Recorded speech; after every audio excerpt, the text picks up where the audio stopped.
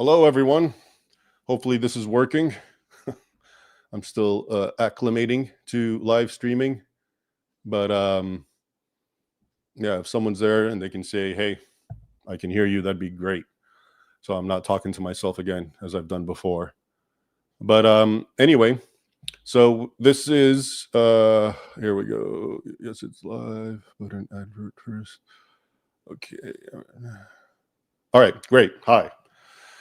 So this is sort of my reflections now that the dust has settled from the great and titanic epic clash between me and Jay Smith about the question of Muhammad and his existence. And I wanted to just give some reflections and some thoughts and also get your thoughts. So I will definitely be going through these chats here and there and see what you have to say. If you have anything to say, it could be good or bad. Don't worry. You can be critical. I have a thick skin, so have at it. So my reflections and my reaction to what happened is that Jay and I both came into this with very different approaches, and I'll start with my approach, and then I'll get into his approach. And I think they were very antithetical. And what I did is I tried to give you the sort of holistic, general, philosophical, specifically epistemological argument as to why Muhammad exists. And epistemology deals with the boundaries of knowledge. Okay, what can and can't be known? Because this is a real question that people need to understand. And, it's for me, and if you're a historian, historians are trained the first and foremost, most important thing in their craft are primary sources. It's documents, it's the literary record. It's not archaeology, it's not maps. Those are ancillary, secondary. Okay. The priority is what did people living in the past say? What did they write? And that's why if you watched the debate, I spent a lot of time talking about the 7th century attestations, written records by non-Muslims that testified to, in the broadest general outline, Muhammad and his career. I quoted the Doctrine of Jacobi, which talks about a prophet who's a violent prophet who's promising paradise to his followers. He comes with swords and chariots, but he's a false prophet. I quoted Sibios, the Armenian archbishop, who actually names him as Muhammad and even talks about him as trying to, how Muhammad is trying to put himself within the tradition of the Old Testament prophets, which is, of course, true, and how he gave them laws, his followers, including not to drink alcohol. All of this, of course, is consistent with the Muhammad we know from the Islamic tradition. And I also quoted Patricia Crone, who, as I said, is the trailblazer, in the modern era at least, of the no mowery. No mowery is a word I've coined, which means the people who say no, Muhammad never existed. Okay, so it's the no mo movement and no mowery and the no mos, just so you know what I'm saying. And I don't mean it derogatory in any way. Like I said, you can call me a yes mo in that I believe he existed.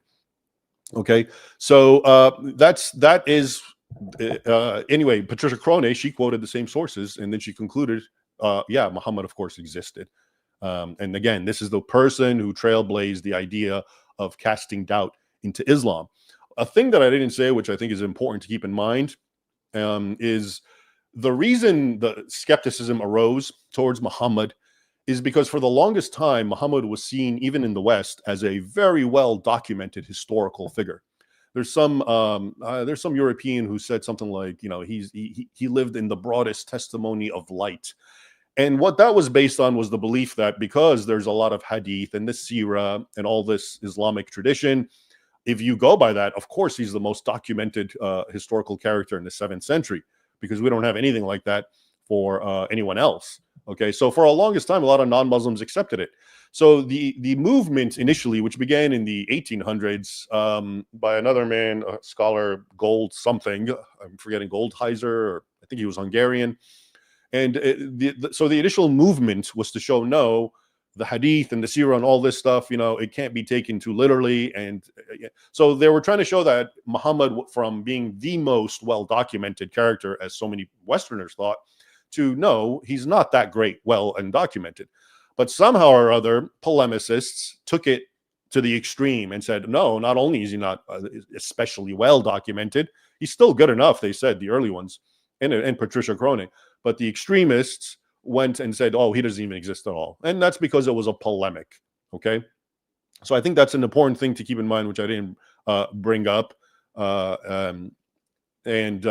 So going back to the literary record and the craft of the historians, and why I spent so much time talking about that, because once you pull the rug under that and say, you know what, the primary sources don't matter, and I just can poo-poo them and say, oh, let's just brush them aside, which is what I believe Jay does.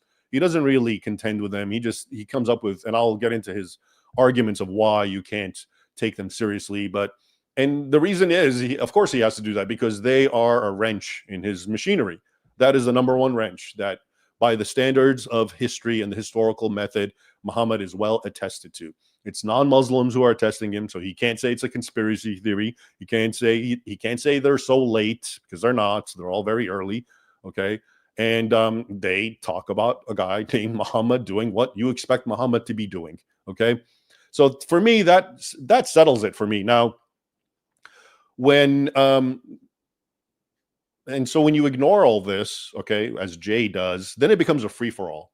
Then if you say bye to this sort of thing, the primary sources, then what you've done is you've opened the door to conjecture. And now any idea anyone comes up with becomes valid. You make argument after argument, which is kind of what Jay does. I would say that's his approach, okay? And when you do that, history loses meaning. As I pointed out, if you start doubting the original primary sources, everyone in early history has to disappear. I gave multiple examples, okay, of people even after Muhammad. You can say Alexander the Great's a good example. You can talk about people from Muhammad's time. Clovis, the founder of the Frankish Empire, who lived a little before Muhammad, I believe, was also the writings about him are much later.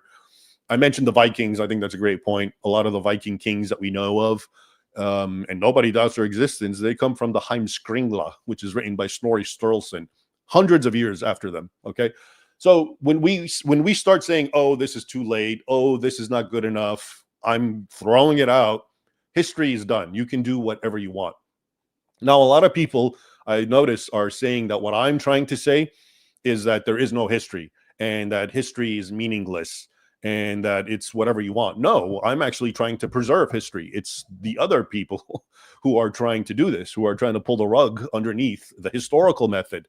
In fact, that's what I've been doing for years. My books about history that I write about, I take primary sources. If you've read any of my books, Sword and Scimitar, Defenders of the West, you'll know how seriously I take primary sources, because those were the people that lived there.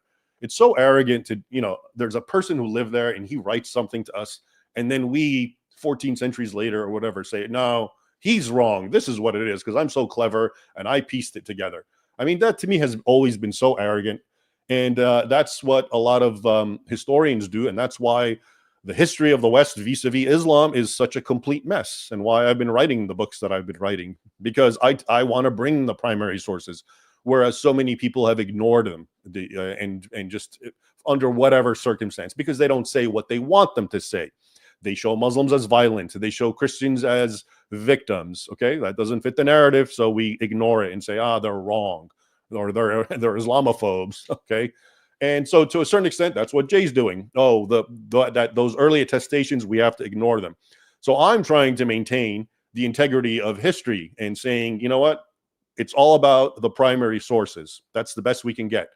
And once you start arbitrarily saying this one's not good enough, yeah, history falls apart, and then you can do whatever it is that you want. So in a way, I'm trying to actually preserve that, which a lot of people are attacking, even though they think I'm trying to say that that history has no meaning. It's the opposite.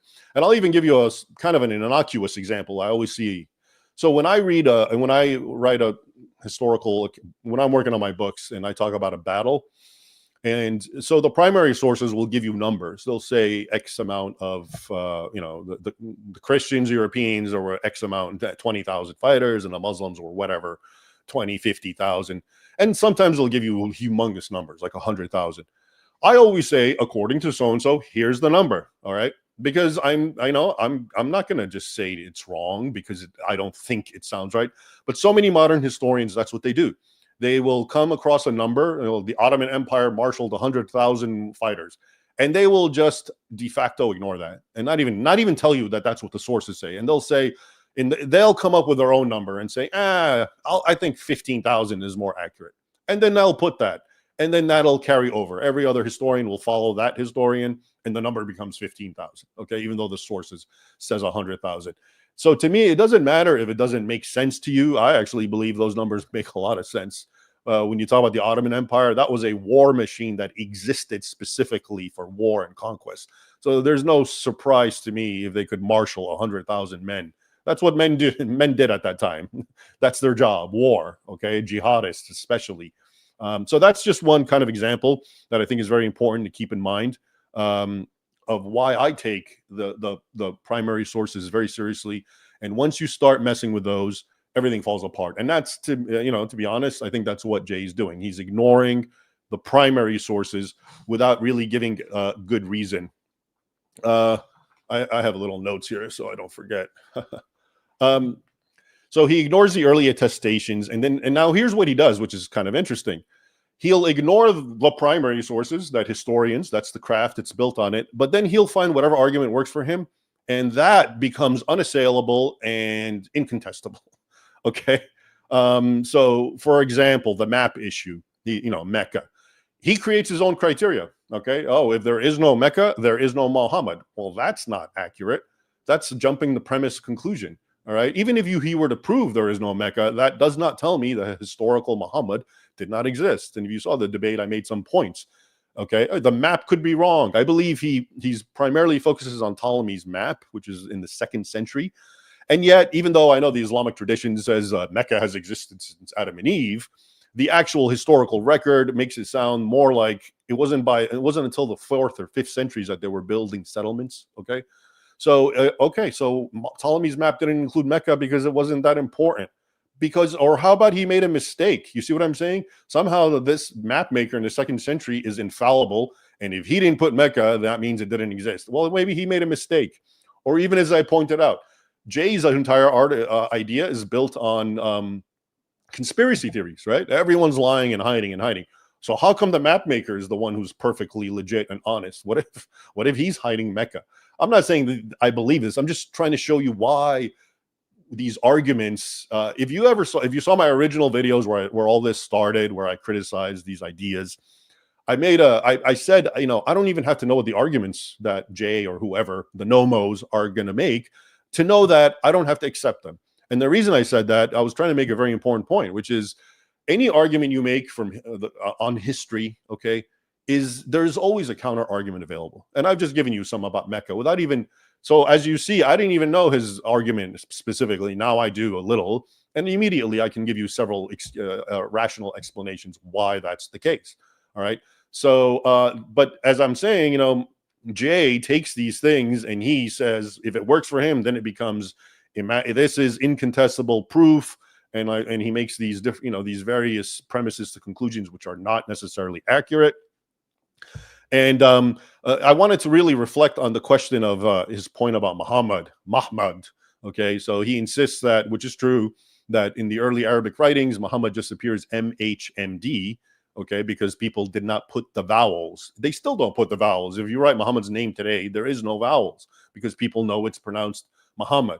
Okay, but so just to show you the level of argumentation that some people find so appealing, and yet it's really weak, he'll tell you Muhammad means the praised one. Okay, and it does. And so the argument is, and then he'll say, oh, the praised one, that's Jesus, because maybe, I don't know, he found one inscription over the many centuries somewhere that refers to him. Maybe, I don't even know if that's accurate, but let's say he did, okay? And then the idea is, well, so the Muhammad figure was the praised one, okay? And that was just a title. And then, maybe later on it became a name. As I pointed out, okay, every single Arabic name means something laudatory. So it's an honorific. Every single Arabic name. Okay, so this isn't a coincidence that Muhammad's name just so happens to be some kind of name that you could apply to Jesus. All right, and in fact, I gave a few examples, but now here's a very comprehensive list I just put together real quick just to show you. The name Saleh, Arabic name, it means righteous, virtuous. Hakim, the wise one, judicious. Rashid, the rightly guided one. Kareem, the generous one, the noble one. Azim, the great, mighty, magnificent one. Okay, I can go on and on. Rahim, the merciful one. the compassionate one. Okay, all these names are standard Arabic names of people, and yet they mean something. So we can make the same argument with all these names. If you find any of these names, you can say, oh, maybe that's Jesus, because it seemed, they all mean something. So to me, that is such a weak argument. Okay, and then there's another flip side to his argument. And I say I'm talking about this because I'm going back to the historical 7th century record, which I think is important. And this is how he tries to get around it. Okay. And then the other thing is how he talks about the transliterations. Okay. So, for example, I'm just looking at my notes here. Okay. So the transliteration issue, I discussed that a little bit. And what he's saying is when you look at the Greek writings, okay, of Muhammad, the ones that I referred to in the 7th century, they spell his name not necessarily the way it should be. Okay. So some spell it with a T, okay, Muhammad, and some don't put an H because it's not in Greek. And some put an X or the Chai, the Greek Chai, where you would put the H. So his argument is that these are all different people, and this isn't Muhammad, okay? But as I pointed out, until this very day, foreign names, when they get transliterated in foreign languages, like English, there's a multitude of ways of spelling them. Till today, Muhammad, have you not seen how many ways it's spelled? Okay, the most standard is Muhammad. But I've seen one M's. I see it begin with an O. I've seen it begin with an A. I've seen it end with an E. I've still seen it end with a T. The oldest way of spelling Muhammad in English was Mahomet. So these are all transliterations and nothing whatsoever to get tripped up on and say, haha, that proves this isn't the guy they're talking about. If we still have a multitude of transliterations today for the name Muhammad, I'm supposed to be concerned that some guy working in horrible conditions in the 7th century didn't spell his name the way or they spelled it in different ways. And I also pointed out that John of Damascus, the way he spells it is the way I would expect to see it, because there is no H in the middle in Greek. So it's Mohammed. But then Theodore Abukura, who spells it also in Greek just like that. And then, but when he writes in Arabic, he writes Muhammad. Okay, so these are the sorts of I find these kind of really weak arguments, and they're all meant to take down the idea of of the 7th century Muhammad and show how he never existed, etc. But it doesn't work for me. And there's a lot of other things that I can say, but you know what? Let's see what you have to say. So I am going to try to go through your comments, but let's make sure I can access them. All right, and I will show them this time. All right. Oh my God. So I am looking forward to this as well. So starred. Okay, well, let's see. Okay, hey, E. Alphonse, thanks. The new Bronze Age. Hello, Raymond. It was me, the Sardinian guy, the brother from across the Mediterranean who asked you about Mani. There's a reason why I did. Okay, put it in the comments and we'll see. What's your opinion of Guy of Lucian? Is he unfairly maligned? Hatton was a disaster, but besieging Acre saved Outremer. Actually, my next book, The Two Swords of Christ, I get into that about Guy and the king at the time of the Battle of Hatton, and if he is maligned or not. And it really depends again on who you're looking at, because there were factions at that point, and some did seem to want to take him down, like Raymond, and the Ibelins and so forth. But I get into that book more accurately than I can summarize it right now. Okay. So let's see.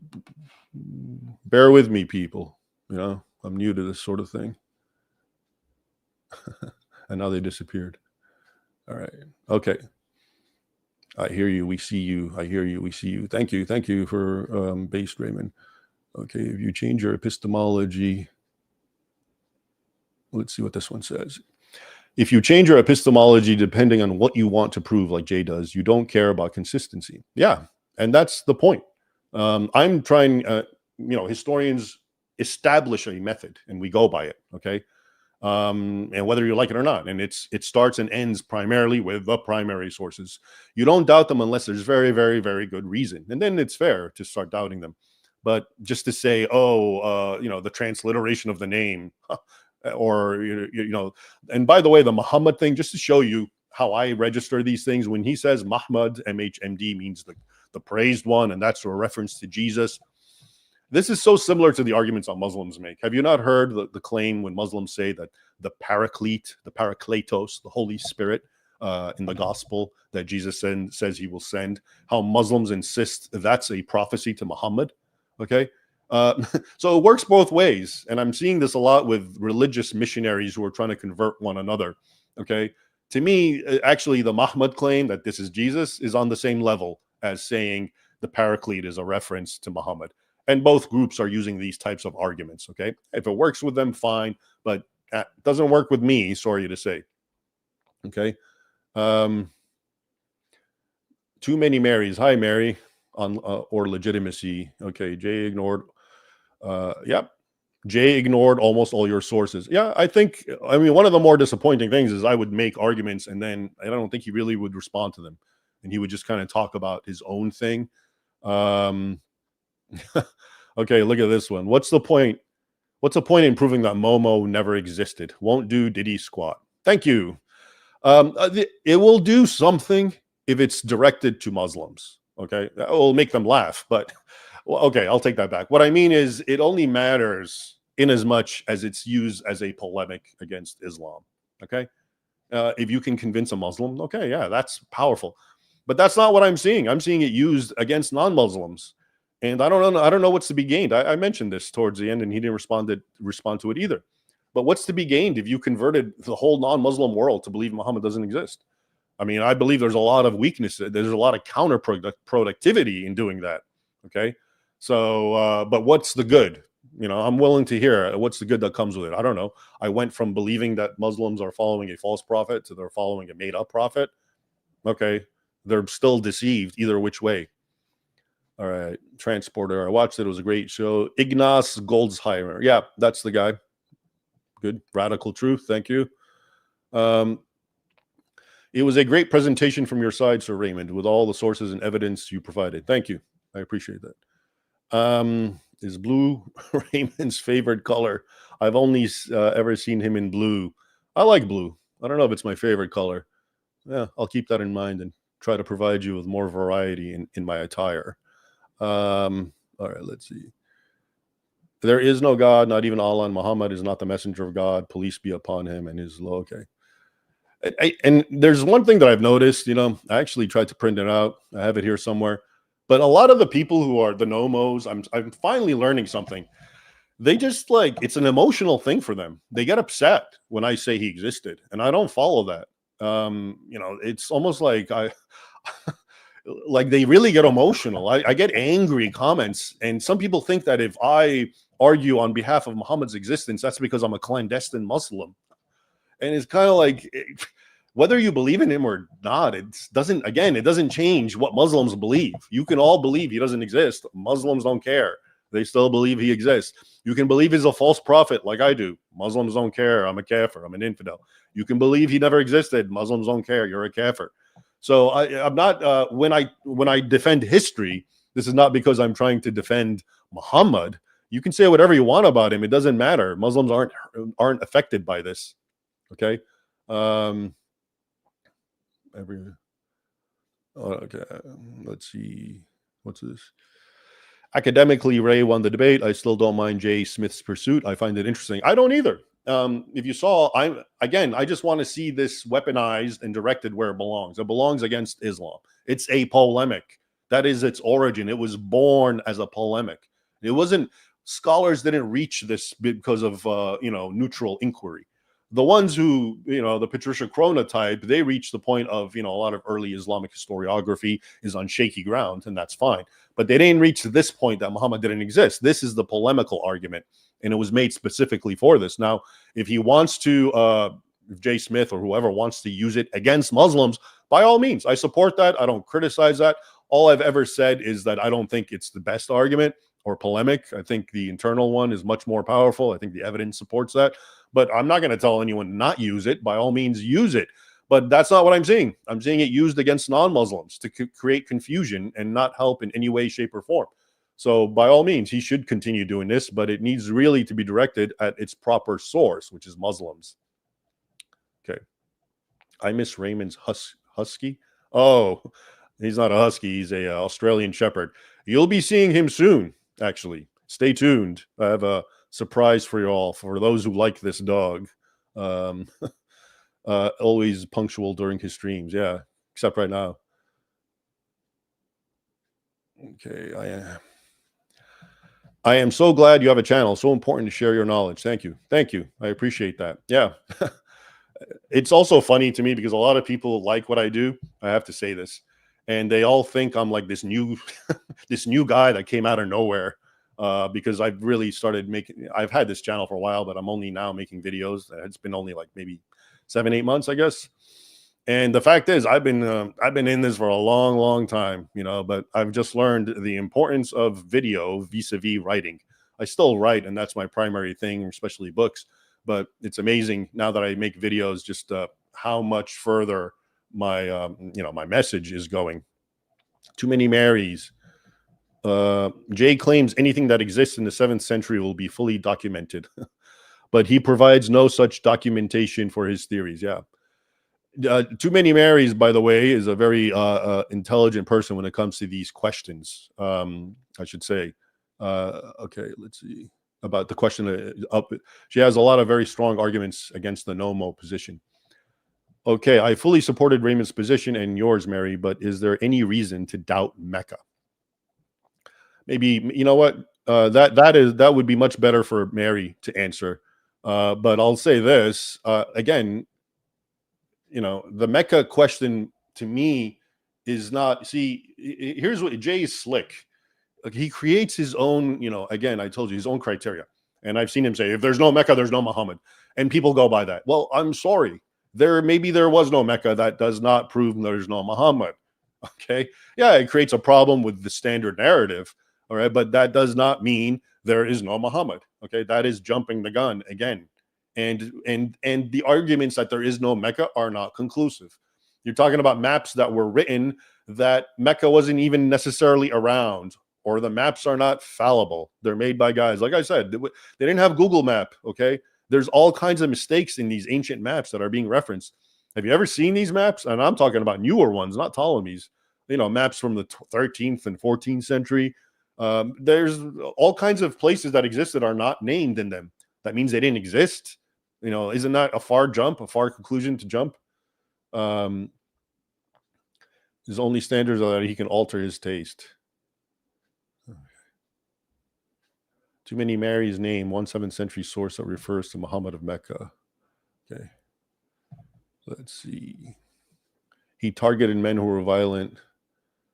There is no reason to doubt Mecca. Yeah, I mean, I don't think there's any compelling reason, to be honest with you. Okay, again, I have to emphasize this point. The most important point to me is every argument being leveled against Muhammad, from Mecca to maps to coins. If you take that standard and apply it to historical characters, they all fail, they all lose, they all die and disappear. It's but the trick is to make people think that only Muhammad is susceptible to this because everyone else is so well attested and documented and unassailable. No, it's the same exact thing, especially when you go back far. Did you know? I just ordered all your books. Well, thank you. I hope you like them. I think you will. Okay. What about al-Muqawqas in Egypt, who sent gifts to Muhammad during his life, including Maria al-Quito, Mary the Copt, I think? Is there any historical documentation of that? Well, if you ask Jay Smith, no. But yeah, we have this. We have the written records. I can't remember. It's mostly from Muslim sources. So Jay is going to tell you they're too old and you can't count on them. Okay. Thanks for the super. Hello, Raymond. It was me. Oh, I've read that. Sorry.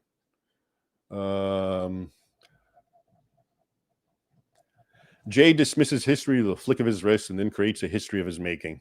In this way, it is typical of American Protestants to dismiss history and make up their own. I won't comment on that, but definitely the first point is what we see, right? He's just, and this is what I'm trying to fight against. You know, once you start willy-nilly, oh, we don't go with primary sources, okay, it falls apart. You can do whatever you want at that point. Mary Harb is communicating with me, and you know what? I think she wants to get on, and that actually would be good. Hang on, because if you guys don't know Mary Harb, I'm the guy who's giving you the sort of, I told you, the more generic philosophical arguments. She has a lot of the technical ones. Let me see if I can get her in here. Woohoo, I am here. Very nice. Hi, Mary. Hey. Hello, nice to talk with you. Good to join you. Why don't you introduce yourself to people who don't know you, and briefly talk about your your quick history with the no mowery. So I am Mary Harb. You will find me on Reasoned Answers. I have been deeply concerned about Jay Smith's arguments for years because he relies on things that are false. None of his arguments that he makes, not one big point, whether or not it's Mecca's water, whether or not Mecca should be on the trade route, whether or not it is the coinage, the maps, they're all not correct. They're all distorted at best, cherry-picked, mispresented, and just completely falsely contextualized to make up a narrative that is untrue. And he's now going as far as suggesting things that are frankly blasphemous to any devout Christian. Should find it deeply, deeply offensive to have people saying that this early community was Christian because there was an internal Christian debate in the 7th century about the deity of Christ and whether or not he died and rose from the dead, which there was never. Hang on a second. Hang on, because I actually have something to add about that. And again, to show you the sort of violence that Jay's approach does to our understanding. So, when the Doctrina Jacobi, which talks about a Muhammad figure coming, or the other ones they talk about, and some name him. I mentioned them in my first video, not necessarily Doctrina Jacobi, but they do say Muhammad, and he comes and he kills and etc. The people in Syria or in Palestine, Christians. So Jay Smith, okay, so to me, that's more proof of, okay, here's what Muhammad was all about from the start: violence, killing Christians, desecrating churches. Nice continuity, we get it. Jay says, because in his insistence that that's not Muhammad, he'll tell you, oh, that's some Christian rebel who calls himself the praised one, and now he's killing fellow Christians. So think about look at the confusion he's creating, okay, just in order to make his doctrine work, okay? But go ahead. Yes, and so that is massively, massively destructive. We have actual Christians saying that they are enemies of the cross, that they are haters of Christ, they pull down churches, and Jay Smith is saying, no, they didn't do that. St. Sophronius, he's just saying that. And that is outrageous to me, that he's discounting the sufferings of real Christians who suffered under these people. There has been 1,400 years of suffering of Christians in the Middle East, and he's like, nah, for the first part, and that is offensive to me at a bone deep level to say that about Christians, when there are two sources that say that the Muslim leaders, that the leaders did not dare to remove, though they are haters of the cross and of Christ, one of these sources say, that they did not dare to remove the cross from the coins because they didn't have the power, they didn't have the ability, they could not do it even though they wanted to. Jay Smith says, no, that's there because they're Christians, and that's the only reason that it's there. Otherwise, they wouldn't have it there. So we have testimony from the period that says otherwise. And Jay Smith is like, no, these people either don't exist or they're liars. And that is deeply offensive, to throw out the gold standard of history, which is period testimony, two separate ones from two separate people from two separate places saying this. And then we have two other testimonies, one of which said that Muqawiyah wanted to take off the crosses, but he was not able, like he tried to remove them, and the people would not accept the coinage. And then we have a fourth source that says that it's a fake prophecy from the time period, but it's pretending it was written long before. And it says that the activities of the beast will include removing the cross from the coins and replacing it with the name of the beast. This Christian is telling us that he regards either Muhammad or Allah as the name of the beast, because that's what the cross was replaced by on the coins that he's talking about. The gold coins specifically were the ones that he was talking about. And the fact that Jay Smith will claim that these people were Christians when every single Christian from this period is saying, no, they aren't. They are Christ haters. They are blasphemers. Multiple people talk about Al-Aqsa Mosque as being an activity of the beast, the false temple of the beast, that's what they're building. And he's like, no, they were Christian. They were regarded as Christian. This was an internal Christian debate. To me, that's highly outrageous. All right, let me take a quick super chat here. Do you know about Albert Hourani's A History of the Arab Peoples? Yep, I read it probably 25 years ago. If it's good, my grandpa typed it for him. So it has a signed copy and a thanks in it. Yeah, that's great. It's a standard, Arab history of the Arabs people. I would say, again, the issue with these types of histories, it's not politically correct by today's standards, but it does have a little bit of that in it, I think. And what I mean by that is, when you read a book like that, like The History of the Arab Peoples, like I did, and then later on I went to read primary sources, I got a different view about the Arab peoples. Okay. They came off not, in other words, yeah, it is politically correct to a certain extent, but it's not a bad primer, like a general primer and an introduction. But you know what? Maybe it is bad because you know why I read it? It was assigned pre-reading for Georgetown. So I had just gotten accepted in Georgetown Center of Contemporary Arab Studies, and that was what we were supposed to read before we even, like our summer reading. So that's not a good sign, obviously. Okay, so Mary, what did you think of the debate overall? Did you have any observations? It's actually good you joined me because it's always better to have two people talking than me just rambling on. Yeah. So I thought that you began by just making a very reasonable conservative case that this is how history is done. If you're going to use some other standard, you need a reason for it. And one of the things that you brought up specifically is that, Jay wants to make excuses for the New Testament. Fine, you granted him that. But he could not use his arguments and still have an extant Old Testament that anyone can count on by the standards that he creates. And he did not engage with that at all. It doesn't matter how old it is. We don't have the physical manuscripts until much later. We don't have them. And his argument is that if you don't have it, you can't say that it exists. You can't posit it. And I'm really glad you brought this up because I want to I'm glad, and you can say some more about it, but this is something I really wanted to talk about. And in case for those who don't know what we're talking about, Jay's point in everything is that he only goes by extant manuscripts, meaning manuscripts of the hadith and the seerah and the tafsir, etc. The standard Islamic tradition books.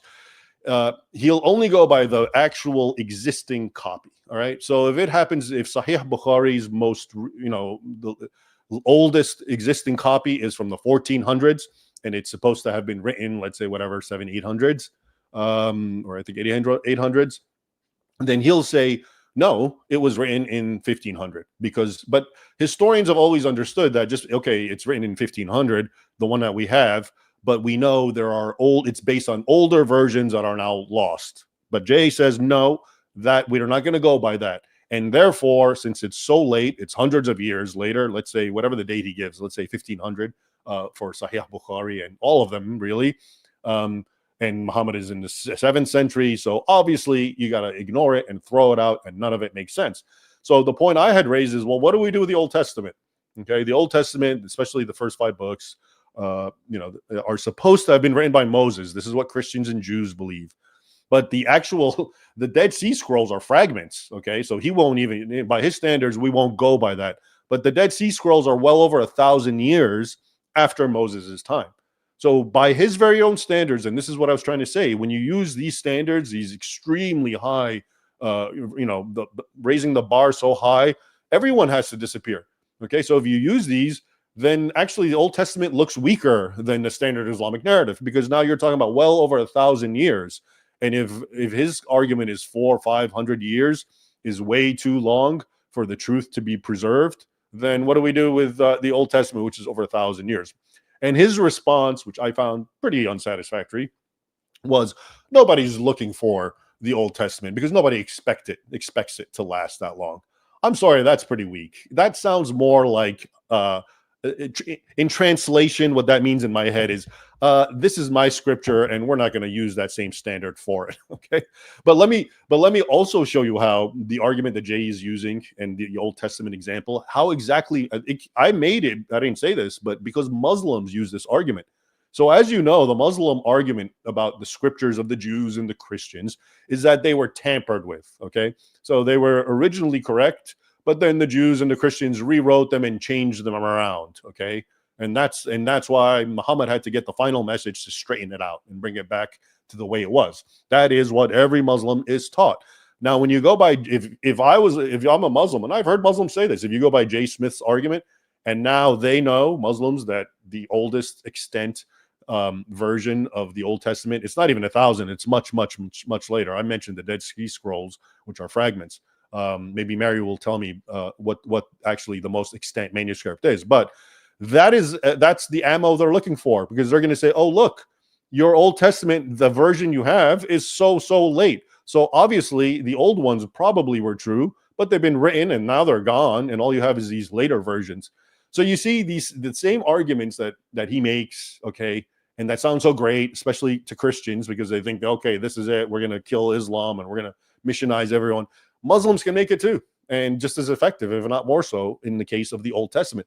This isn't me saying the Old Testament is weak. Again, I'm the guy who believes in the sources.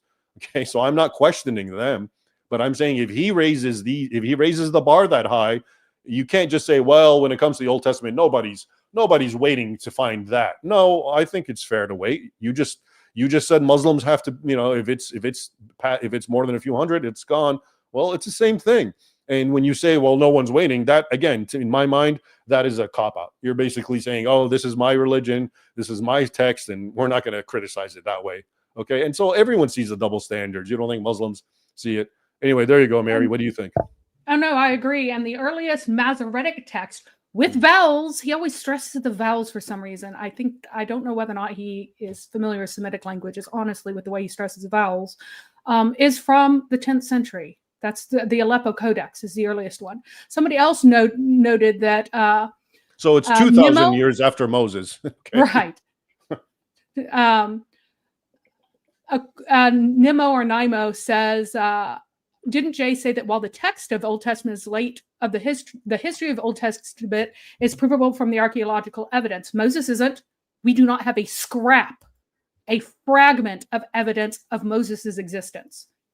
The only way that we have evidence of Joshua's existence is the Mount Ebal ruins. And that is going to our scripture and saying, hey, if we see this altar on Mount Ebal and this structure that looks like it is ancient Hebrew style, we should attribute it to these people. And so all of these things are we can read the archaeology through the Bible and find verification of it, find support for it, but we cannot find these individual human beings are like, oh, there are X number of names. That's just that these names existed in history most of the time. We can only verify a very few of the kings in this way, partly because there's a city sitting on top of Jerusalem. You can't just knock down people's houses and dig under it, and certainly not the most sacred places. Nobody's going to stand for you ripping up a sacred place because you want to find some pot shards. Nobody's going to tolerate that. But the kinds of things that he's bringing as support really aren't. And I don't think that support is necessary for history. We have a text. It is not contradicted by anything that we have. Let's talk about this real quick. Here's another comment. I don't like Jay's explanation of the Sunni-Shia divide without Muhammad. He claims it's a political divide, but he doesn't seem to give any evidence for it. Yeah, this is another one of my go-to arguments, the Sunni-Shia divide. It's another one of these things that he just kind of poo-poos and dismisses as like it's inconsequential. When, for those who don't know, the Shia, their whole existence is based on tracing descent to Muhammad through his Fatima, his daughter, and his cousin Ali, and specifically their children Hassan and Hussein. Okay, I'm trying to go in time and imagine how this is created. Okay, if it's a fake thing, How do you create this? How do you get, because it requires two co-conspirators who are in on the same idea. No Muhammad ever existed, right? And one of them decides, yeah, but I'm going to say he did, and I'm going to teach my kids that he did, and we're going to fight and kill you, even though we're really co-conspirators who are creating a Muhammad. I don't. The people, the nomos, don't seem to really go back in time and try to piece together how this works. It's all well and good to say it was made up, but how did it actually in the real world? How did Muslims over that first generation? I mean, I know one of the arguments is, oh well, Muhammad is a hodgepodge of different characters, but even that actually validates what I'm saying.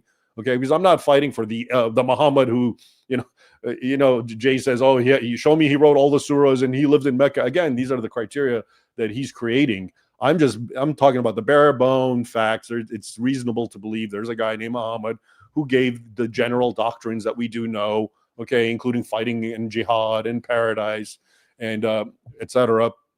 But the Sunni Shia thing, yeah, to me, I don't know. Let's hear your thoughts, Mary. Yeah, and then there are the Hajarites too, which led to Yeah. the Abadis that still exist. Yeah. And there are also the Shukabiyya debate, and I know Yeah. my pronunciation is horrific, but that debate was extraordinarily important. It was rooted in the historicity of Muhammad and what he actually taught about the virtues of the Arabs versus others. And people were arguing over something that they believed a real person really said, not imaginary things. Furthermore, if you look at the actual sources, the beginning of the Shia-Sunni divide began with Muhammad marrying Salama and her saying, I don't want to marry you because I'm a jealous woman. I cannot be a multiple wife. I will be jealous. And Muhammad saying, I will pray to take your jealousy away. Guess how well that worked? Her best friend was who? Fatima. So Fatima is the best friend of Salama, and Salama created this entire group of wives who were opposed to Aisha, whom she despised the most, and were buddies with Fatima. And when the final affair of Ifk came up, part of that was whenever Zainab ibn Jahash, her sister, was one of the ones who started the rumor about Aisha, which then led to Ali not standing up for Aisha and saying, get another woman. They're a dime a dozen. Get rid of that one. That is where it all started. But it started before that. Muhammad had a prayer that failed for one of his wives, was a pathetic, ridiculous failure. Her jealousy caused the Sunni Shia split. No way that that's fiction. All right, let's check this out. Here's a you lost the debate, bro. Blessings. You need the historical confirmation of Muhammad. Again, I don't know if you understand what historical confirmation means because I've given them to you. They're the primary sources. That's how history is done. And once you say they're no good, okay, now you can do whatever you want and you can believe whatever you want, which is sort of the no-mo position. I don't know what more historical confirmation do you need? We have people who are contemporary, who are non-Muslims, who are not part of conspiracy, who are describing a guy just like Muhammad and often naming him, including John of Damascus, who's born in the 7th century, again, very, very early. So if you say that's not confirmation, okay, that's your prerogative. You can do that, and you can believe in mythology. And that's absolutely fine by me. And I guess at some point I'd like to address, and I don't know if you've noticed this, Mary, because I know you sent me an email about it, but I think my most important point in this whole debate, which I saved towards the end, which is what is the value of this, okay? And nobody, I think he kind of deflected it. I don't know. Did you notice that? Did you have any ideas about that? Or did you? He did answer it. He said the value of it is that you don't get death threats and you can teach it anywhere because it doesn't offend Muslims. I'm like, that's a terrible value of it. If it's not true, which it isn't, and it's not an effective polemic, so it doesn't upset Muslims, it doesn't upset them because it isn't effective. And yet its ineffectiveness and inoffensiveness seems to be why he says that. That's the only answer that I could get out of him when you're going, what's the point of this? I'm getting all this hate on my page, all these people writing nasty things about how you shouldn't talk about Muhammad because he didn't exist. He just didn't exist. That's all you need to say about him. And you're getting nasty stuff. I'm getting nasty stuff. Jai and DOC have been called hateful, horrendous names by daring to go against their Lord and Master Jay Smith. I don't see it does seem he has a cult following. It's kind of interesting. It's very disturbing, very disturbing. We should all be in pursuit of truth, especially any of you who call yourself Christian. You should care about what is true because we serve the Lord of truth. We do not Okay, serve. but okay, so for whoever didn't see this, just to recap what I was trying to say, when it's all said and done, I'm a practical, pragmatic guy, and if I'm going to start veering off and conjecturing about history, I want to know what its value is. Okay, and I determined after thinking about the no-mo position is that in the whole world you got two people, and just two. You got Muslims and non-Muslims, right? Everyone fits that. You're either a Muslim or you're a Christian, a Jew, an atheist, Buddhist, whatever, Hindu. Okay, the this argument, okay, no, Muhammad did not exist. I've from the very start, my very first video, I admit it's a polemic against Islam. It has merit in as much as a Muslim believes it. And the only drawback is I don't think it's a strong. I don't think it very, and I think he even said that. I think Jay himself admits this isn't for the average Muslim because they're not going to take the time, or they're just like your average Christian's not going to. How many Christians? I find it funny how many Christians have been reading books about Muhammad's not existing and watching debates, but they've never read a book about Jesus not existing. Why is that? I mean, if you're being sincere, shouldn't you be more threatened by an attack on Jesus? But you just ignore it, and that's fine. I ignore it too. So why are you gravitating towards the Muhammad thing? Because you're looking for that. This actually fits your agenda. But okay, so it's one thing to take this argument to Muslims. All right, I think that has merit if you can get them to believe it. But I'm more interested. What I'm seeing is this argument is being weaponized against non-Muslims, right? Like you mentioned, you and me and so forth. And okay, so I tried to explain when I talk about Muhammad, I think that's actually very beneficial to people, to non-Muslims, because it helps them understand how Muslims think. It helps them, see the doctrines and the teachings and the lifestyle of Muhammad, much of which is embarrassing to Muslims. Okay, Muhammad's life is the Achilles heel of Islam. Okay, has always been. So it's wonderful for Muslims to know that non-Muslims don't believe he exists, because now they're not going to look into his life. They're not going to criticize him. Okay, but so now, and I gave one example, and this happens all the time. Okay, and I'll make a video, I'll write a book or an article, and I'll mention Muhammad. Oh my God, as if he was real. And but there's a good lesson in it. People will actually learn continuity, how Muhammad thought, how it still applies, etc. And then someone has to come crashing in and screaming, "No, Muhammad didn't exist. You're crazy. What are you talking about?" etc. Now, what did this person contribute to the non-Muslims who are listening? Okay, all they did is confuse them. All right, take away knowledge, intellectual disarmament, as I call it, and kind of also offer a false sense of relief or assurance, because there's no denying that if you believe Muhammad never existed, that gives you a kind of self-assurance as opposed to believing that guy was real. Okay, and you can't help but think it's going to go away eventually. All right, but so the no-mo argument amongst non-Muslims, I see it creating lots of problems. But what is the good it brings? let's say I'm willing to sacrifice all the difficulties we have and how we're going to be intellectually disarmed because we don't know about Muhammad anymore, the Achilles heel of Islam. So what is the good that I'm going to gain? Nothing. You've convinced me to go from Muhammad was a false prophet and Muslims are deceived to Muhammad was a fake prophet made up and Muslims are deceived. Okay, it's the same exact thing. You haven't, but it seems like there's certain non-Muslims who think this is so profound, they're conflating their belief with Muslims. They think that because they believe it, it's a small shift in their mind. I just told you, either way, Muslims are deceived by a lie, whether the lie is Muhammad himself lied or whether the lie is he was made up for political reasons and there's a lie and they're following it.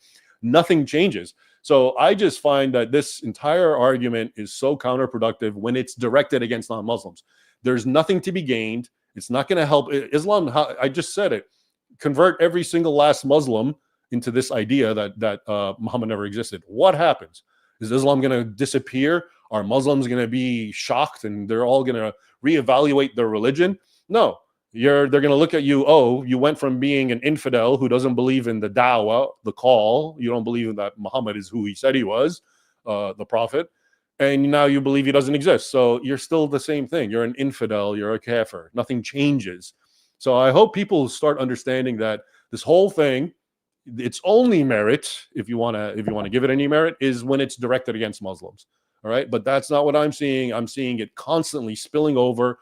And it's almost like the nomos have realized that Muslims aren't listening to this. It's not affecting them. So they've looked around to find who's going to give us ear. And lo and behold, a lot of non-Muslims, especially Christians, love to hear this.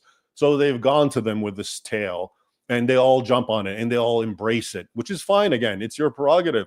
But ask yourself, you can believe Muhammad didn't exist. That doesn't affect Islam anyway. And I just told you it's creating a lot of problems for the rest of the people when you come crashing in and screaming about Muhammad didn't exist, and you have nothing to offer in its place except emptiness and ignorance, essentially. Whereas the traditional view of believing him is you at least will study his life.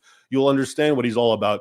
I just told you, for years, I've been watching, and a lot of Western people don't know this, but Arabic polemics is from former Muslims who became Christians, from people like Zechariah Boutros, Abuna Zechariah Boutros. I mentioned Brother Rashid. There's many of them, and it's all in Arabic.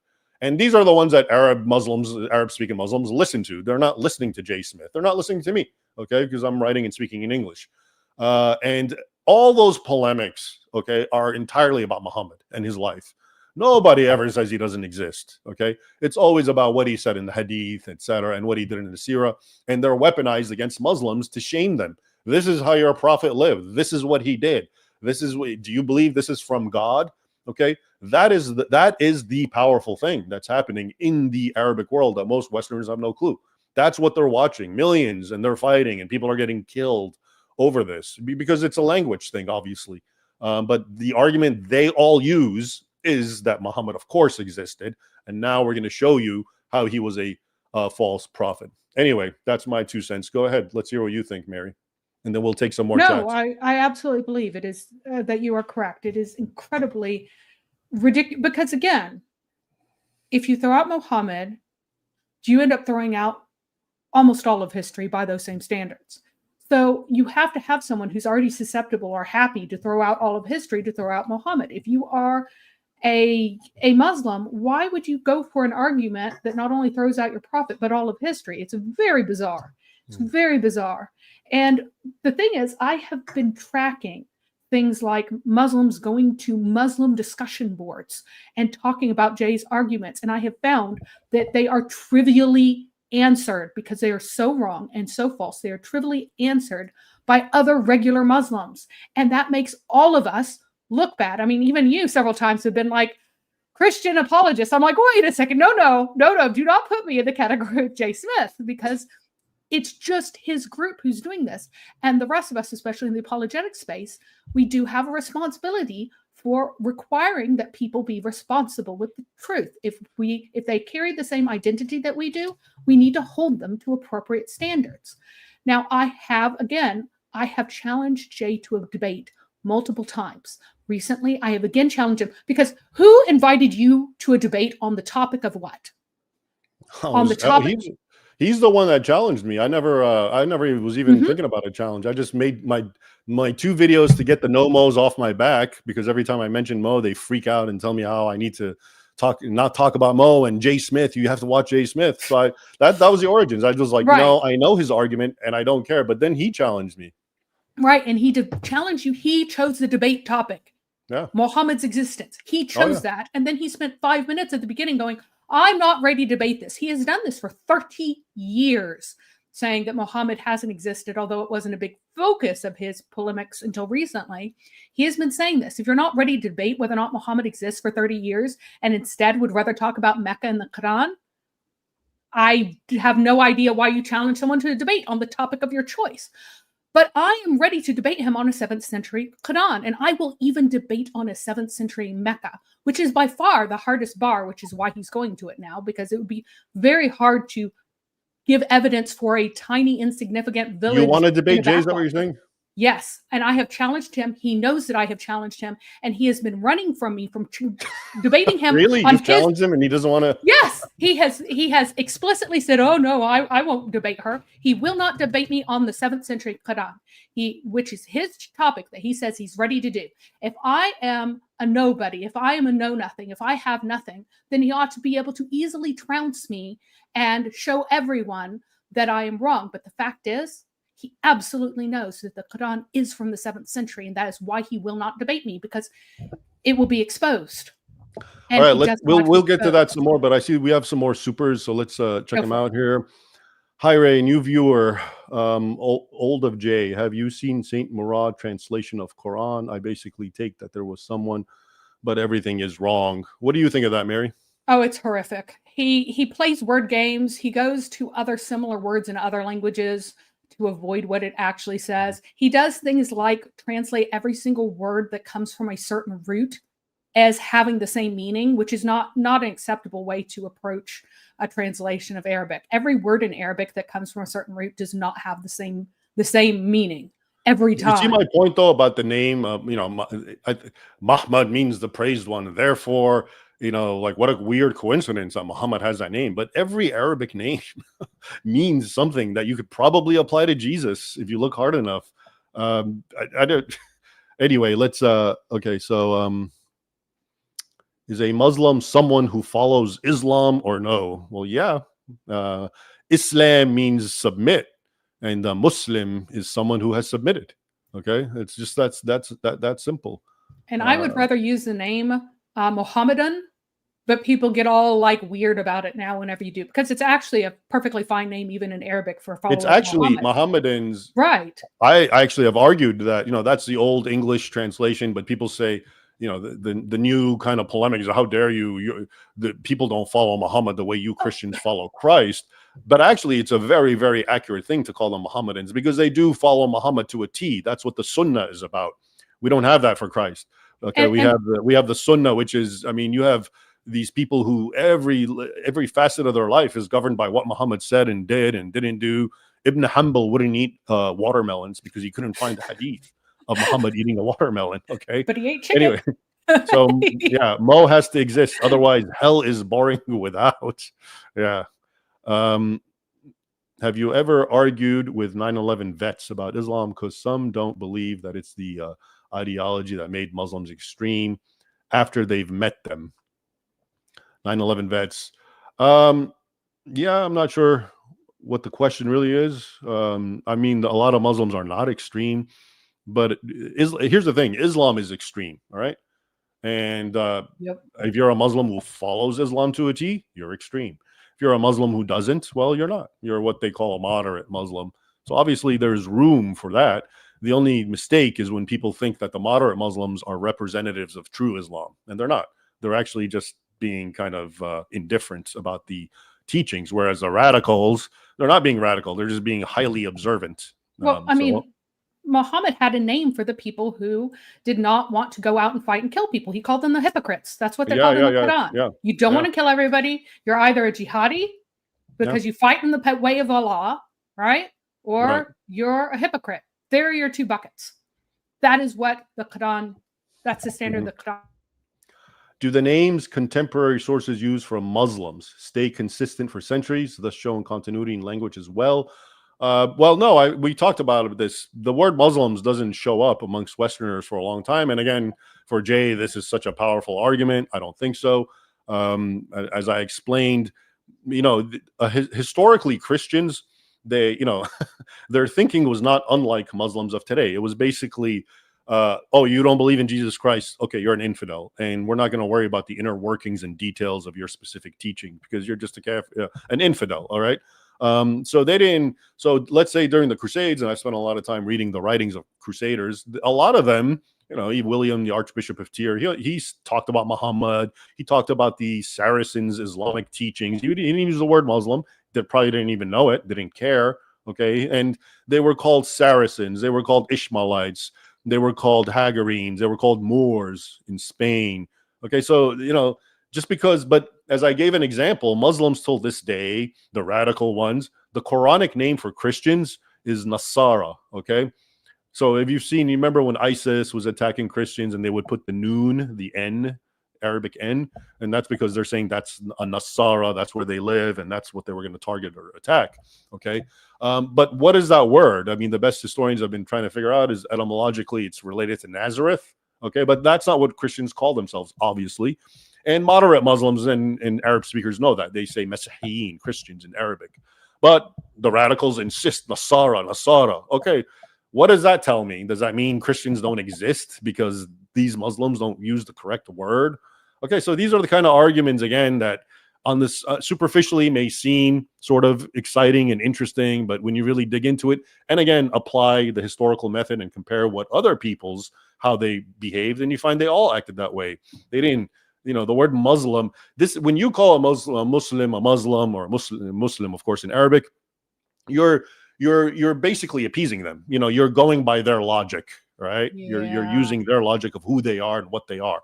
But historically, people didn't do that. If you're not part of my religion, you're part of the wrong religion, and I could care less about the details, which is how Muslims also think to be, to put it that way as of now. Okay. Yeah, when Najrani came in, the Najrani Christians, they made fun of them for declaring that they are submitters to God. They're like, we Yeah. have been submitting to God long before you ever decided you Mhm. were a prophet. They were like, no, you do not submit to God. You are not Right. submitters to God because you don't recognize Christ. So, like the Najrani who spoke Arabic understood what they meant by saying Muslim and were just like, no. And other people adopted Muslim not Yeah. because they agree with the idea that they're the true submitters to God, but because they hear it in another language and then use their own terminology because that's considered nicer to use. But again, if I could, I would use Mohammedan too. It just is so confusing to people now. That's the Exactly. only reason I don't. All right. If modern jihad has changed, says Coltrane. And sorry for not mentioning the names. I'll do that next time. I'm still learning. It's a miracle I actually got it. I'm putting it on the screen instead of just reading it to myself. So if modern jihad has changed, shouldn't the modern crusade? Yeah. I mean, there is no modern crusade, obviously. The West is intellectually and has paralyzed itself from any kind of crusade. But modern jihad has changed, of course. It's more surreptitious, more subversive. But you also still have the violent elements. But yeah, we're a long way from getting a modern crusade. Remember, all the problems the West is suffering from Islam is essentially self-made. All you have to do is just close your borders and problem solved. Countries like Poland or Hungary, they don't have these issues that England has, or Sweden, or France, or other Norwegian in Germany. Okay, so you don't need a crusade. You just need common sense at this point, and maybe a will to live and a sense of self-preservation and not wanting your society to be destroyed and killed. So that we don't even need a modern crusade at this point, for at least for what's going on in Western Europe in that sense. But yeah, I would also argue the modern crusade is at this point what we need is it to be intellectually articulated, which is one of the things I'm trying to do. I'm trying to show, what even the crusade was, how it was applicable, and how what the idea of just war theory as well, which seems to have been lost amongst Christians in the West, who are trained to be nothing more than doormats. And even Jay Smith at one point, I was happy to see he had my book, Defenders of the West. That's very nice of him, and I think he liked it. But he also made a point like, yeah, I don't take the idea of fighting back, or I which is his prerogative. But I mean, that's again very emblematic of a typical Western Christian. And it's very easy to talk about how I'm not going to fight back when you're not being attacked the way other Christians and minorities throughout the Islamic world are being slaughtered left and right. So it's easy to, and I'm not saying he's doing that, but a lot of Christians take that position, which is, I'm all about turning the other cheek. I'll never fight back. Well, wait until they come and destroy your house and rape your wife and kill your kids, and let's see if you still believe in that. The new Bronze Age collapse. Thanks everyone again for the supers. My point regarding Mani versus Muhammad was more of a doctrinal one. Could the Quran be a book based on Gnostic, Hermetic, initiatic cults spreading in pre-Islamic Arabia? A lot seems Gnostic to me. It could be, right? And that's the whole thing. Anything could be.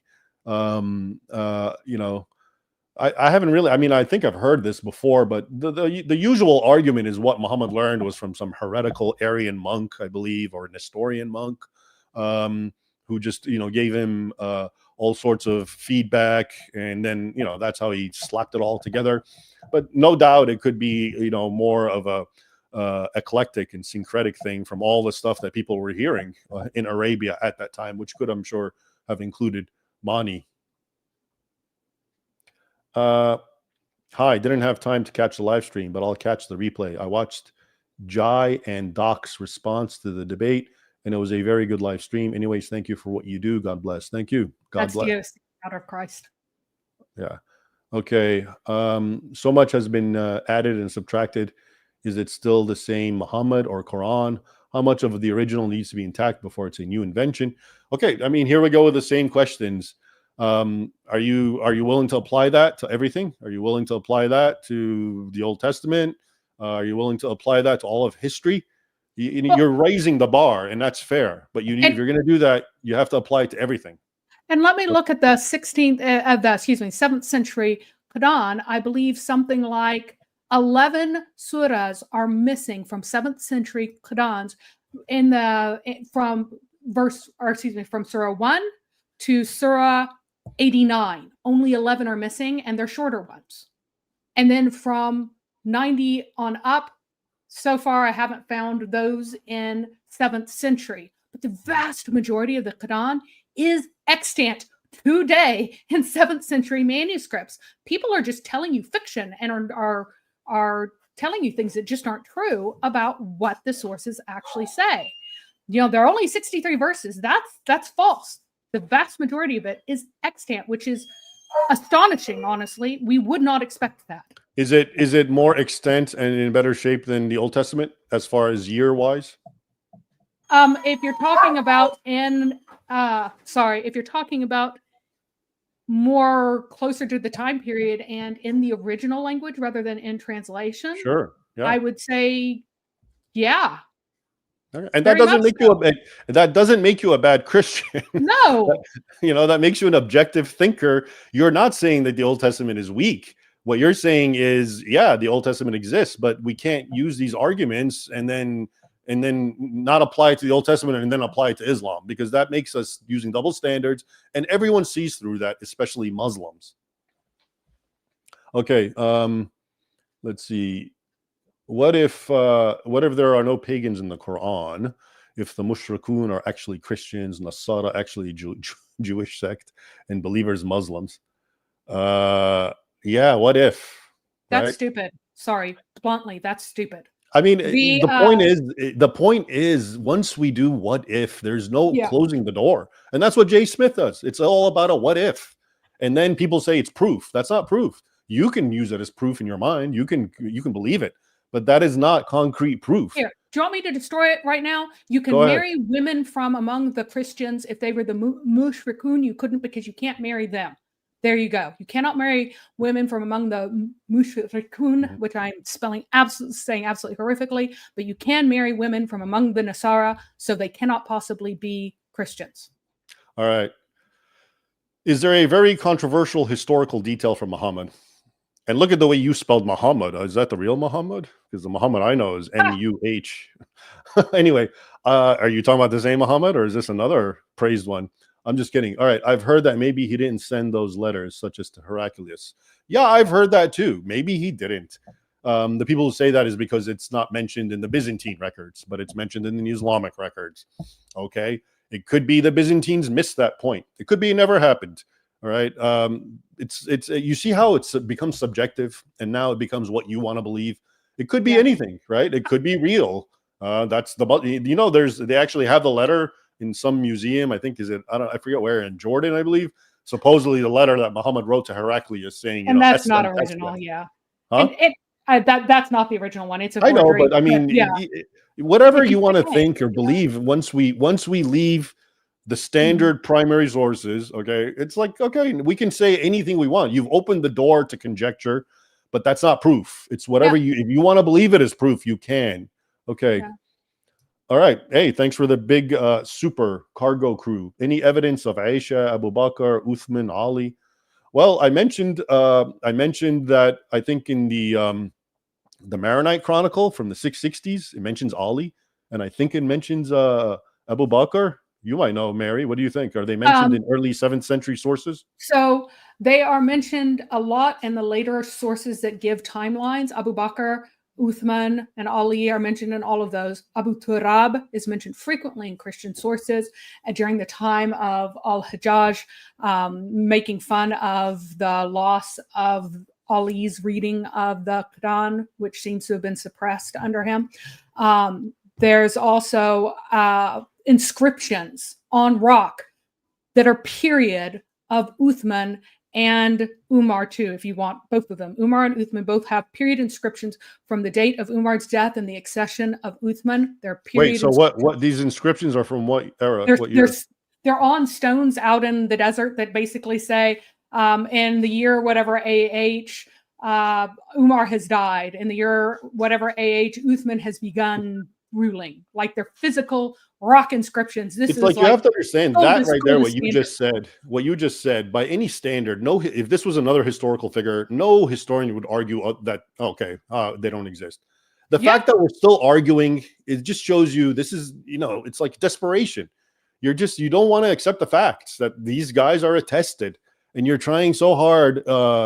And by the way, I want to be clear, I try to differentiate the nomos, right? In my mind, I think there's moderate and radical nomos. I have no problem with the moderate nomos. If you really believe in that and you've done your homework, okay, and a lot of you have done more homework than I have. I told you my approach is more philosophical, and I'm just kind of basing it on the historical method. But if you've done your homework and you really believe Muhammad doesn't exist, and you're not going to be combative about it and come fight with non-Muslims thinking somehow that's going to do something, then I have absolutely no problem with you. By all means, I respect your views, okay? The radical nomos are the ones who I think are a little unhinged and kind of gone off the rails, and they think it's their mission that the more non-Muslims they get to see their way, somehow that impacts Islam, and it doesn't. It just creates confusion and chaos and intellectual disarmament about how Islam works. So I just wanted to kind of clarify that. Here, let's take another one. Has Bob at Speaker's Corner ever been on your show? No, I don't. You'd have Huh? somewhat similar views on several things. That's Oh, what they okay, asked. great. Deus Vult, agreed. That is why you would have similar views. Oh, okay. Cool.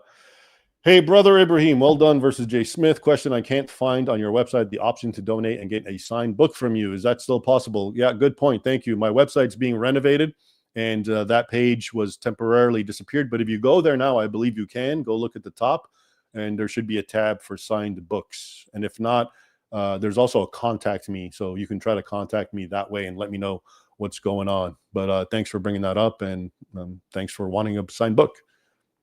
Okay, I think that's all the supers. I hope I didn't miss anything. Okay, great. So when you were texting me while I was talking, I saw your thing. You said you wanted to say something, and Jay Smith. Have you already said it? Are you or do you have any last thoughts, Mary? Uh-oh, did I mute you? Oh, they chose to mute themselves. Okay. So let me see any more comments. Yeah. And to be honest with everyone, I hope I can retire now from this no mowery business. It was never my intention to debate this, because I don't think it's that important, unless, again, I really want to divide. If someone can correct me and show me how I'm wrong, all right? What is to be gained when non-Muslims believe this? All right. I see there's negative things that happen. I see counterproductivity when non-Muslims believe this. Okay. And again, you disarm yourself because you don't study the life of Muhammad. You don't take him seriously, and you confuse other people who are actually trying to learn and understand the continuity of Muhammad's existence and how it applies today to non-Muslims. Okay. So these, and again, like I said, it creates a sense of false assurance. I think it's much more comforting to think that man never existed than to actually believe this guy really existed and is at the heart of this belief of 2 billion people. Okay. So that's the drawback. But what is to be gained if you believe this? And again, some will say, well, you should believe things based on if they're true or not, even if it causes harm. I could be on board with that technically, but this can't be proven. Okay. If you choose to believe it, it's a choice. It's not because the evidence is overwhelming or conclusive. It's not. I've shown you it's the opposite. If you follow the historical method, it's the opposite. Okay. So anyway, what is to be gained if you were to convert the whole non-Muslim world to this view? Now what happens? Islam is weaker. Muslims are going to leave it. Like I said at the show, I really think the more you do this, the more you allow Islam to hide, because now scrutiny has been removed from the Prophet of Islam. Okay. And that has been the Achilles heel from day one. And if you talk to Muslims who leave Islam, it's almost always because of the nature and the character of Muhammad and how he's presented in the sources, and how non-Muslims, especially Christians in their polemics, expose him and say, what kind of prophet is this? How are you following this guy?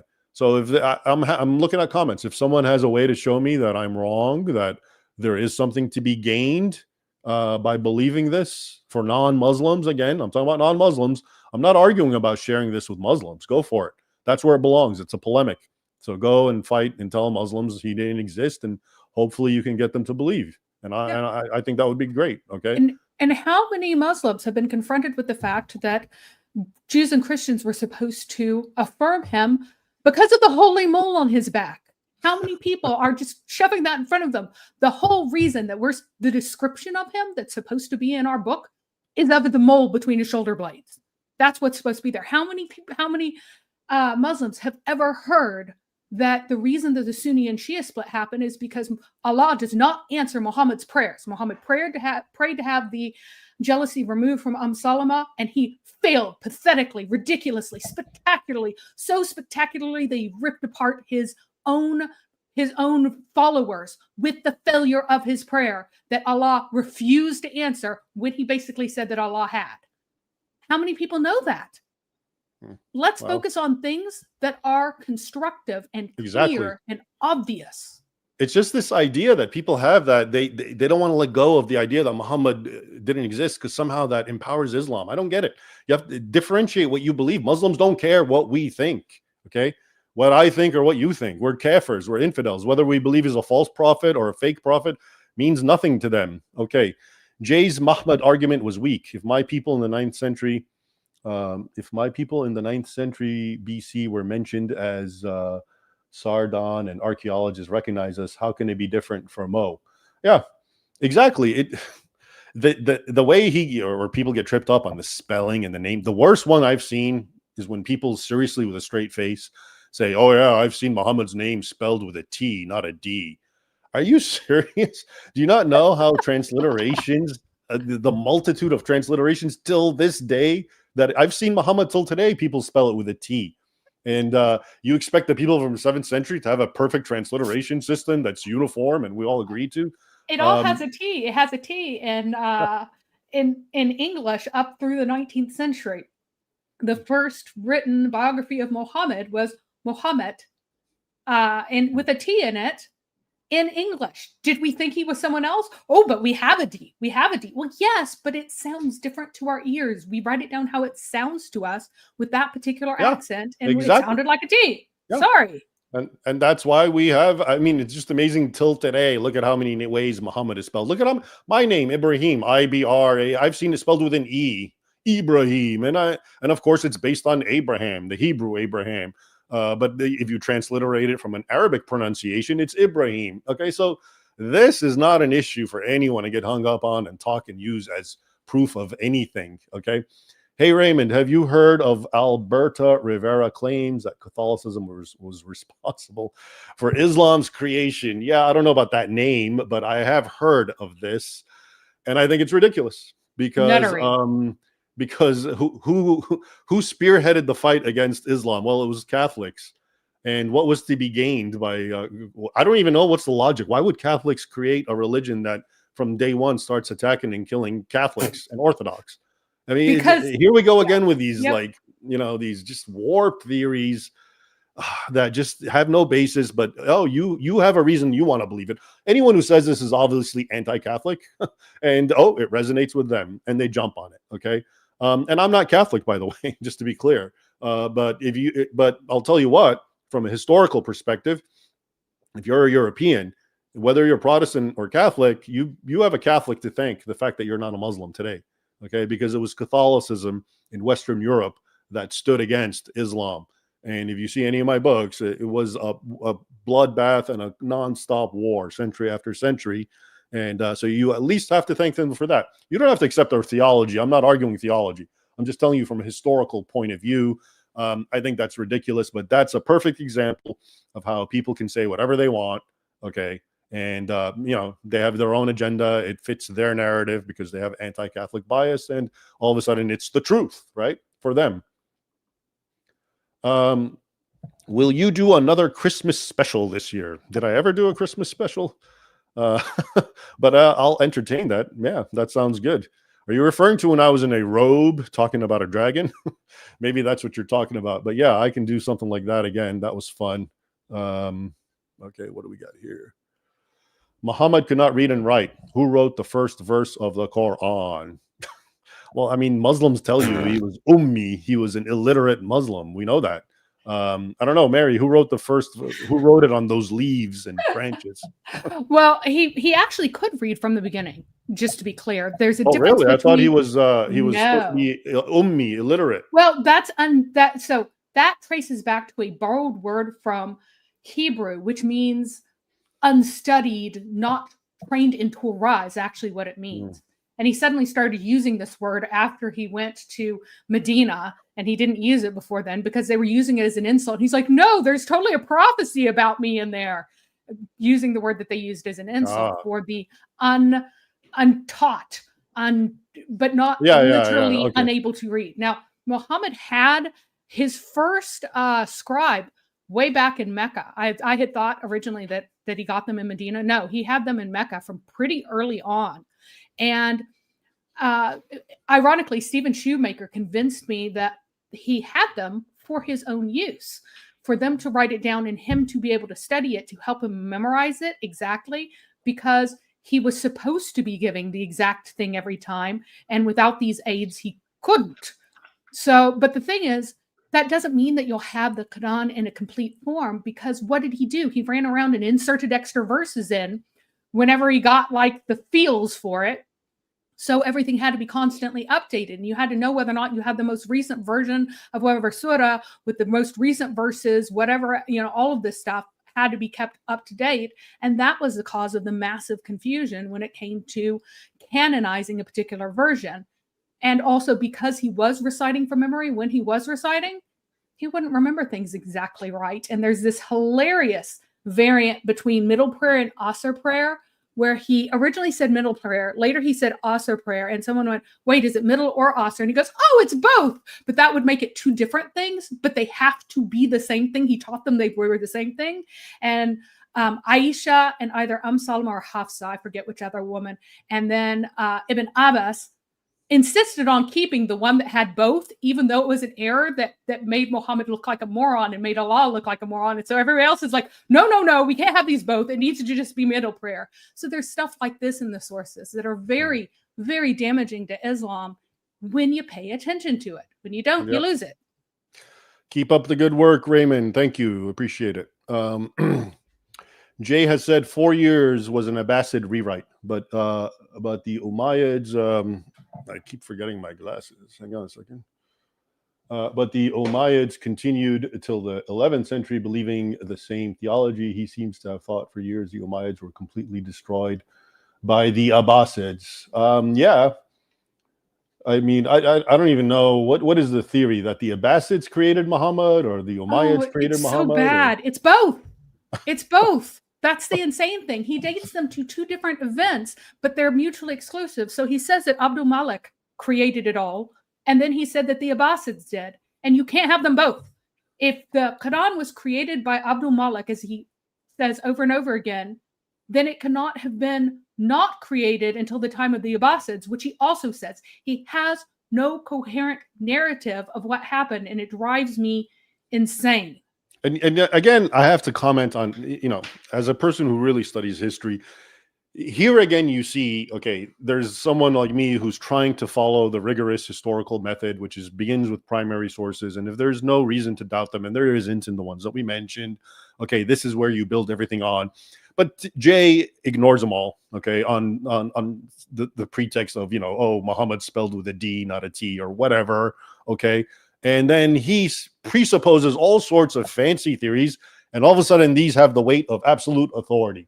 So I hope people understand how this works. If you're ignorant in the inner workings of history, this sounds compelling. At one point I called it, I said he's a sophist. He really is. He's a very good sophist, and that's a compliment. I mean, the guy's like a lawyer. He would have made a great lawyer His arguments are almost dizzying, and he just throws a barrage on you, and then he kind of goes back and forth and doesn't respond to certain things, and etc. So if you're not aware and you're just like a regular guy who doesn't know much about history, I can see why this sounds so compelling. Yeah. All right. I think so. First of all, thank you all for the super chats. And if I didn't read yours, I think I did. I hope I did. I just want to thank you again in advance, and I will get it next. I will get it right next time. At least this time I was able to put it on the screen. So as you see, I'm making great progress as we move along. And I think I'm going to wrap it up now. Are you there, Mary? Did you have any final thoughts? Did you want to say anything before we wrap it up? Yeah, the only final thought that I have is, once again, Jay Smith says that he is fully prepared to defend a Quran, that the Quran is not from the 7th century. I will once again issue my challenge, and I will state very clearly that I believe he will not engage me on this because he knows it is not true, and he cannot defend it against any halfway educated person. That he only wants to engage people who are ignorant or whom he relies will not say, well, this is what you said. No, this is what is actually true. Raymond is extraordinarily gracious, was extraordinarily kind, and did not even call him out when he said things like, oh, you haven't read this, you haven't done this, you haven't done any of the history. The historian has done no history. And I know that Raymond does not want to do this again because it was not, it's not what you do. It's unprofitable. Right, it's unprofitable. It's neither here nor there. Yeah, it's fighting with non-Muslims about nothing. Right, and I do want to engage with it because I don't want Christians saying things that are false and make us look. It's not like something that is an interpretive difference or something like that. Just actual false things. We shouldn't be saying them. We shouldn't be using them as our polemic. And especially unprofitable false things is just a terrible, terrible look for Christians and apologists. And I would very much like to engage on this topic. But have you challenged him officially? Yes, multiple times. Has he responded? He responded to Thaddeus saying that no, he's not interested in doing it, even though he keeps saying nobody will challenge me on this. Well, yes, they will. I will. No one will. Yes, they will. I will. I will debate Mecca in the 7th century if he will debate the Quran in the 7th century, both of which he says he is completely prepared to debate. So bring it on. I will do it. I have listened. I've spent the hours listening to his material that Raymond does not want to spend because it's not profitable for what he is doing. And I have only done it because I feel that this is so damaging to the work of Christians in the body of Christ that it needs to be responded to. And I would love to debate him on that topic. I have already debated Robert Spencer on it. I hope he does. That'd be a good one. I'd even watch that. Yeah. So Quran in the 7th century. I am ready. Come it was funny because when we started our debate, I don't know if it was me, it sounded like he was saying, I'm not ready for this debate, or I thought it would be something else. And that's what I thought we were supposed to debate. So maybe it'll be a different take with you. I'm still looking at some of these supers in case I didn't see these. Good debate, big man. Agnostic on the topic, but I think you crushed it. Have a comment on your books in regular chat if you are chanced. God bless. I might not be able to see it, but send me a contact on my website. There's a contact form. You can just email me that way. I think I've seen the rest. Is a Muslim someone who follows? Yeah. All right, Mary. I'm glad you joined. Thanks for jumping in there, because you have more of the technical responses, which are pretty good. And I'm going to wrap it up now. Thanks everyone for joining us. This is my second independent live stream, and I'm still going to keep doing these. I hope you like these. Let me know in the comments if you want to see more of this. Let me know what kind of topics you want me to address. Things I haven't necessarily talked about, including in making videos and so forth. Let me see this. Is this another one? Thank you. Hi, didn't have time to catch the live stream, but I'll catch the replay. I watched. Oh, I think we saw that. Okay, I think I caught them all. Okay, I'm going to sign off now, and I will see you all another time. Take care. Bye.